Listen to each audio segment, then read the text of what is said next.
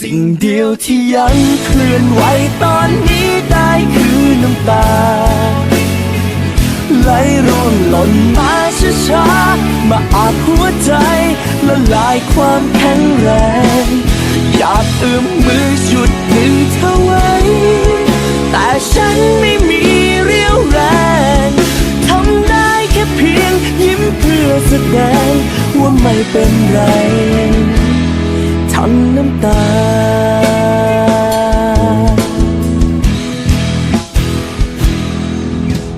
ทำอย่างไรจากนี้เมื่อไม่มีเธออยู่ข้างฉัน